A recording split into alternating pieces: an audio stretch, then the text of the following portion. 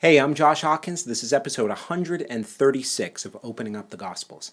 Since episode 125, I've been looking at the last night of Jesus' life before his crucifixion in April of 29 AD. We've looked at the Passover meal in the upper room, sometimes called the Last Supper. Then we looked at the journey to the Garden of Gethsemane through the temple, his prayer in the garden, and then his arrest by a large crowd of Roman soldiers and temple guards. In the last episode, I talked about John's record of Jesus' journey from the Garden of Gethsemane to the house of Annas. Jesus had willingly given himself over to the mob and was swiftly escorted back up to the city, off the streets, and behind the closed doors of the house of the most powerful Jew in Jerusalem at the time. They wanted to draw as little attention as possible to what they were doing because there was no shred of legality to it whatsoever. It would have been very late in the evening, perhaps close to or after midnight, and the Sanhedrin, the Jewish ruling council, would need to be awakened so that this Jesus figure could finally be dealt with once and for all. Now, John doesn't detail what happened in the house of Annas, but we do know that he would soon be sending Jesus to the house of Caiaphas, the high priest at the time. So let's read from John 18. The high priest then questioned Jesus about his disciples and his teaching. Jesus answered him, "I have spoken openly to the world. I have always taught in synagogues and in the temple, where all Jews come together. I have said nothing in secret. Why do you ask me? Ask those who have heard me what I said to them. They know what I said." When he had said these things, one of the officers standing by struck Jesus with his hand, saying, "Is that how you answer the high priest?" Jesus answered him, "If what I said is wrong, bear witness about the wrong. But if what I said is right, why do you strike me?" Annas had sent him bound to Caiaphas, the high priest. Now, I developed this in the last episode, but verse 24, I believe, is best translated, Annas had sent Jesus bound to Caiaphas. The complementary nature of John's gospel is seen in this passage, as he's the only one that records this particular scene. I believe these verses record a private interview that Caiaphas had with Jesus before he's more openly accused before the larger group of Jewish authorities, as the other Gospels record. Why? Well, there's a few reasons. First, I believe this is a private meeting because what John records here bears no resemblance at all to the other Gospels in the corporate inquisition of Jesus. The details are completely different. Second, if we realize that there's no legality whatsoever to what the Jews were doing in capturing Jesus and charging him with something, it would make sense that there's some staging going on. I believe Caiaphas wanted to get a sense for what Jesus was like privately in order to know how to indict him most effectively before the entire Sanhedrin. He wanted to seal a negative opinion of him in all of them, because remember, the opinion of the Sanhedrin was not altogether sealed concerning Jesus. Some dissented, and some didn't necessarily like him, but they didn't know that they wanted him to die. Thirdly, there would have been a delay in getting the whole Sanhedrin to the house of Caiaphas. This has to be real to us. It wasn't like the whole Sanhedrin was hanging out at Caiaphas' house at midnight during the Passover feast, just waiting for Jesus to suddenly arrive so that they could all condemn him. Caiaphas couldn't just call them or text them to come to his house. People had to go to each member's house to wake them and call them to come quickly. But this wasn't a 5-minute process. So this is why I believe John is complementing the other accounts with this private interview. Does that make sense? Now, before we look at the text again, let's take a look at a map. Jesus had been sent from the house of Annas, likely somewhere here in this wealthy residential area near the Hasmonean Palace, to the house of Caiaphas, which we know was here. This large dwelling had a courtyard where the Gospels say that Peter and others were warming themselves by a fire. It's here where Jesus is privately interrogated by Caiaphas and then held until as many of the Sanhedrin that's able to be woken up at such a late hour arrives.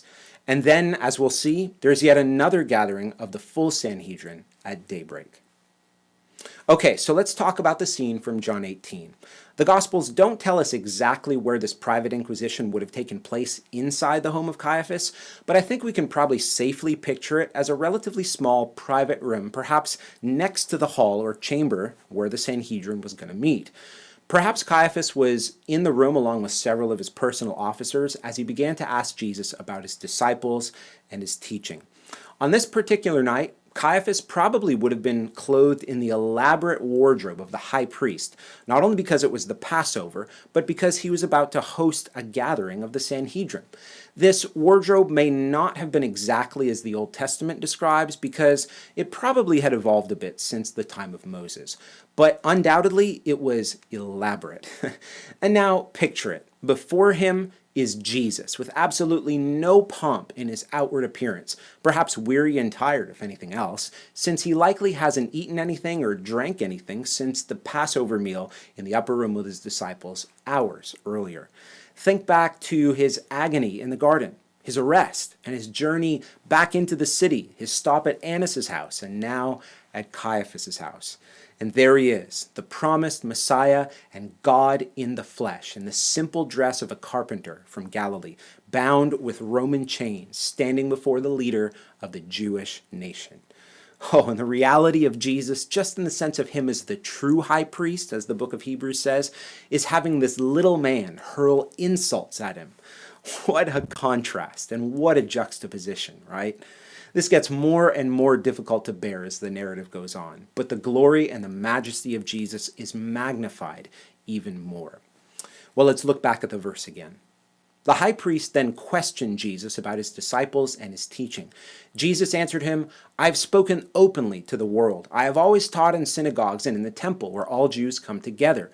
I have said nothing in secret. Why do you ask me? Ask those who have heard me what I said to them. They know what I said." Caiaphas begins his questioning by asking Jesus about what he taught and who followed him. Jesus responds, but doesn't really answer Caiaphas' question directly. He doesn't say a thing about his disciples, ensuring that they would remain safe and that the rage of the Jewish authorities would be solely directed at him, at least for the time being. His words also indicate that he denies any secret agenda or secret plotting against the Jewish authorities. He's not saying that he never had any private conversations with people, but he was not two-faced or intentionally deceptive in what he did say. He tells Caiaphas that he and the Jewish authorities had so many opportunities to get the answer to his question. Why? Jesus spoke openly in some of the most public places, including the temple, which the high priest was in charge of. It's just so beautiful to see this. Jesus' words come across as a verbal challenge to the authority of Caiaphas, and also show that he's not threatened by him in any way whatsoever. He's just so composed, so assured, so confident.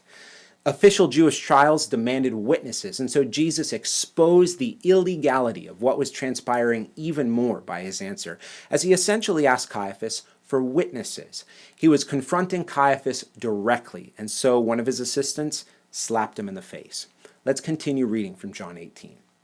When he said these things, one of the officers standing by struck Jesus with his hand, saying, "Is that how you answer the high priest?" Jesus answered him, "If what I said is wrong, bear witness about the wrong.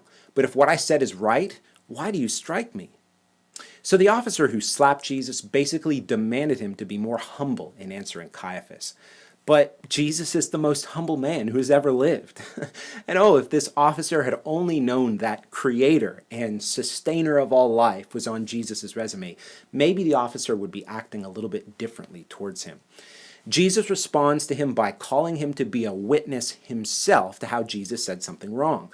If Jesus was correct in seeking witnesses for a legal trial, then the officer would have to answer himself as to why he struck Jesus. Again, this entire proceeding is completely illegal, which is so ironic, right? The Pharisees and Jewish authorities claimed complete obedience to the law, yet now they're not being fair and just whatsoever. As I bring this episode to a close today, I want to summarize Jesus' steps for you after he was captured in the garden. We'll be adding to this list over the next several episodes. First, Jesus is escorted from the garden by the Romans and the temple guards to the house of Annas, where he's held briefly. Only John records this. Then Jesus is escorted to the house of Caiaphas. Caiaphas didn't know what Jesus was going to be like, so he sizes him up to get material to indict him before the rest of the Sanhedrin. Only John records this as well. And third, Jesus will appear before some of the Sanhedrin in the early morning hours, at least according to our modern reckoning. Matthew and Mark record this, Luke just mentions it briefly, and John doesn't say anything about it at all. Jesus' first meeting with some of the members of the Sanhedrin is what we'll look at in the next episode. In the meantime, you can find all the past episodes in this series from my website, www.joshuahawkins.com/gospels. Be sure to share these on social media if they've been encouraging to you as well. God bless, and come back next time.